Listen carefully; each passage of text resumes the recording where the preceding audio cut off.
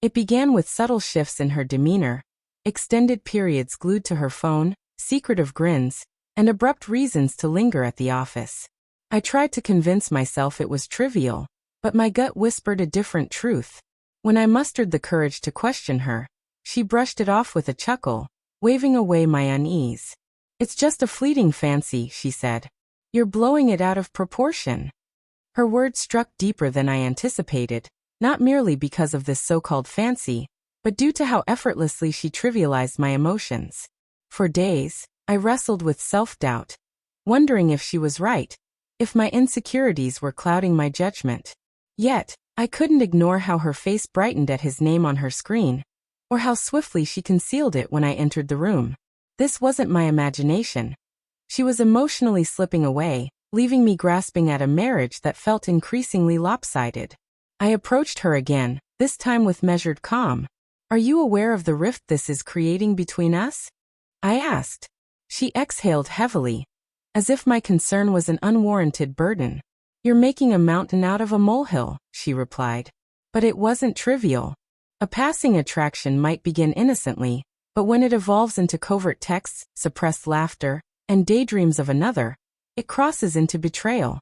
That night, alone in our bedroom, I gazed at the framed wedding photos on the wall, memories of our vows flooding back, promises of loyalty and devotion.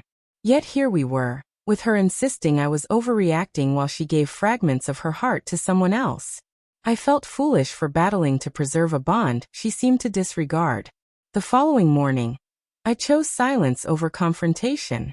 Quietly, I began collecting evidence of their exchanges, late-night messages, images she thought were hidden. I didn't act out of malice. I sought clarity, needing to know if I was losing my grip on reality or if she was manipulating me. The proof was undeniable. Her feelings weren't merely a passing whim.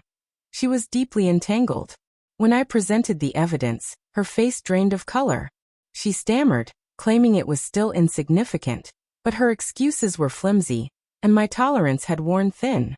"You don't get to dictate what hurts my heart," I told her. "You can't dismiss my pain and expect me to stay quiet."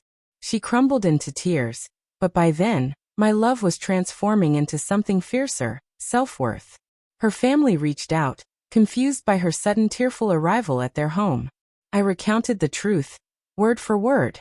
Initially, they rallied to her defense, but when I shared the screenshots, their tone shifted. They acknowledged her mistake, but pleaded for me to offer her another chance. I listened in silence, my resolve already taking shape. Weeks passed, filled with her messages, apologies, vows to sever contact, desperate bids to mend what was shattered. But each time I read her words, her earlier dismissal echoed. "It's just a fleeting fancy." Those words had sliced deepest, a wound I couldn't unfeel. I turned my focus inward, prioritizing my career, my tranquility. For the first time in years, I felt unburdened.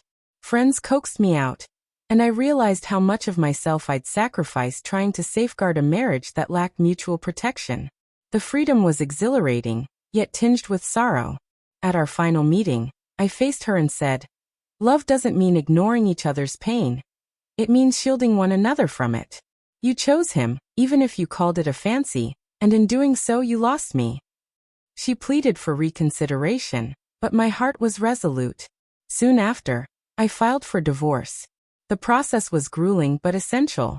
She resisted, then delayed, but ultimately signed the papers. Our marriage didn't end in a blaze of fury, but with quiet documents that bore the weight of shattered trust. Months later, I learned through shared acquaintances that the man she deemed a harmless infatuation had swiftly moved on. She was left alone, grappling with the realization that she'd traded a committed partnership for a fleeting thrill. For me, that chapter was closed. I walked away with my dignity whole. Now, when her words echo in my mind, they spark no rage, only a reminder that the moment she belittled my heart, she set me free to cherish it.